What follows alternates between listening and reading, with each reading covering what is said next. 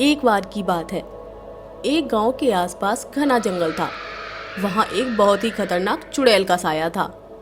गांव वालों ने चुड़ैल से बचने के लिए एक तांत्रिक की सहायता से गांव के चारों तरफ एक घेरा बनवा दिया था। एक दिन, देखो भाई, मेरी बात सुनो। अब कोई भी इस घेरे को तोड़ेगा नहीं और ना ही इस गांव के बाहर उस जंगल में जाएगा। तभी हम उस चुड़ैल के साये से बच पाएंगे। हाँ सरपंच जी, आप सही कह रहे हो। हाँ भाई, और मेरा परिवार तो इस घेरे से बिल्कुल भी बाहर नहीं जाएगा। एक बार सरपंच की बेटी की शादी होती है और गांव में बहुत बड़ा जश्न होता है। उस जश्न में सभी गांव वाले आते हैं और वहाँ एक बहुत खूबसूरत लड़की भी आती है और वहाँ आए हुए सभी लड़के उसे ध्यान से देखने लगते हैं। रे वाह, कितनी खूबसूरत लड़की है। ऐसी लड़की तो मैंने आज तक अपने जीवन में नहीं देखी। अगर मेरी इससे शादी हो जाए तो कसम से जिंदगी बन जाए। राजू भी वहीं खड़ा होता है। उसे भी वो लड़की बहुत पसंद आती है। फिर कुछ दिन ऐसे ही बीत जाते हैं और वो लड़की कुछ दिनों के बाद फिर से गांव में आती है और गांव के बाजार में घूमने लगती है। घूमने के बाद जंगल में जाती है और कुछ दूर चलने के बाद अचानक गायब हो जाती है। अरे हरिया भैया, हम सोच रहे हैं कि अब जब ये सुंदर लड़की आएगी तो मैं अपने दिल का इजहार करूंगा इससे। हाँ हाँ, क्यों नहीं। अरे नहीं नहीं, तुम्हें ऐसा नहीं करना चाहिए। मुझे तो वो लड़की शरीफ लगती है।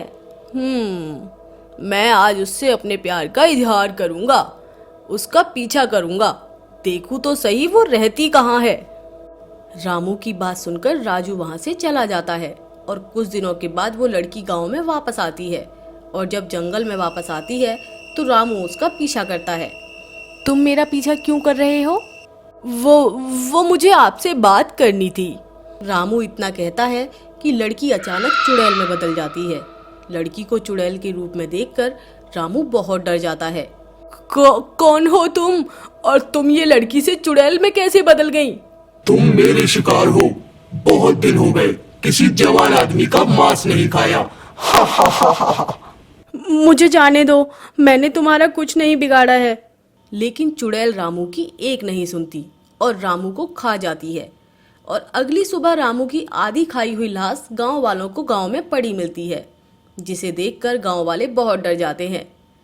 लेकिन समय बीतता है और रामू की मौत को लोग भूल जाते हैं और कुछ दिनों के बाद वो लड़की गांव में वापस आती है और गांव में बाजार में घूमने लगती है। और जब वो वापस जाती है तो राजू उसका पीछा करता है। लड़की राजू को पीछा करते हुए देख लेती है और पीछे मुड़कर कहती है, तुम मेरा पीछा क्यों कर रहे हो? मैं आपसे कुछ बात करना चाहता हूँ। कि तभी अचानक लड़की के ऊपर चुड़ैल का साया हावी होने लगता है। राजू, तुम यहाँ से चले जाओ, मेरे ऊपर चुड़ैल का साया हावी हो रहा है। अरे बाप रे, ये तो चुड़ैल है। ये कहते हुए राजू वहां से भाग जाता है और गांव पहुंच जाता है और गांव में सभी को उस लड़की के चुड़ैल होने की बात बताता है। अरे रहने दो राजू भाई, हमें पता है कि तुम उस लड़की के बारे में ऐसी अफवाह क्यों उड़ा रहे हो, क्योंकि तुम मुझसे शादी करना चाहते हो ना। राजू गांव वालों को समझाने की बहुत कोशिश करता है, लेकिन कोई भी राजू की बात का यकीन नहीं करता और राजू हार मानकर अपने घर पहुंच जाता है। अगले दिन, अरे भाई साहब, ये राजू का घर कौन सा है? अरे आप हो, वो सामने वाला घर ही राजू का है, जाइए मिल लीजिए। लड़की राजू के घर पहुंच जाती है। राजू लड़की को देखते ही थर-थर कांपने लगता है और पूछता है, तुम यहाँ क्या कर रही हो? मैंने तो तुम्हारा कुछ भी नहीं बिगाड़ा, मुझे जाने दो। मैं जानती हूँ कि तुम अच्छे लड़के हो। एक काम करो, तुम मुझसे शादी कर लो, मैं तुम्हारे साथ यहीं रहूंगी। फिर मुझे जंगल से बार बार गांव नहीं आना पड़ेगा। नहीं, मैं आपसे शादी नहीं कर सकता। मैं एक इंसान हूँ और आप एक चुड़ैल हो। अगर तुम मुझसे शादी करते हो तो इसके बदले में मैं तुम्हारी और तुम्हारी माँ की जिंदगी बख्श दूंगी।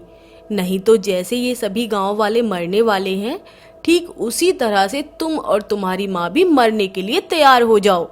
राजू चुड़ैल के डर से उससे शादी कर लेता है और अब चुड़ैल रोज रात को किसी न किसी गांव वालों को मारती और खा लेती। धीरे धीरे राजू के घर के पीछे कंकाल का ढेर लगने लगा और फिर एक दिन राजू की माँ अपनी बहन के यहाँ से वापस आती है। क्या हुआ बेटा, तू मुझे बहुत कमजोर लग रहा है, क्या बात है? राजू सारी बात अपनी माँ को बताता है और रोने लगता है। तुझे ये बात मुझे पहले ही बतानी चाहिए थी, मैं अभी तांत्रिक बाबा के पास होकर आती हूँ। राजू की माँ तांत्रिक को सारी बात बताती है। ये इस चुड़ैल ने सही किया, तुम्हारे बेटे से ही शादी कर ली।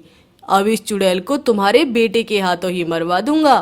तांत्रिक, सरपंच राजू और उसकी माँ सभी लोग गांव के चौराहे पर खड़े होते हैं और उस चुड़ैल को वहीं बुलाते हैं। चुड़ैल अपने असली रूप में आ जाती है। क्या हुआ तांत्रिक, तू क्यों आया है यहाँ वापस? अब क्या तू भी मेरे हाथों मरना चाहता है? नहीं, लेकिन अब तू राजू के हाथों जरूर मरेगी, क्योंकि ये तेरा पति है और अगर ये तुझे मारेगा तो तेरी मौत तो तय है। इतना कहते ही राजू एक छड़ी से चुड़ैल पर वार करता है, जो कि तांत्रिक ने राजू को दी थी, और देखते ही देखते चुड़ैल वहां तड़प तड़प कर मर जाती है और अब गांव में सभी खुशहाली से रह रहे हैं।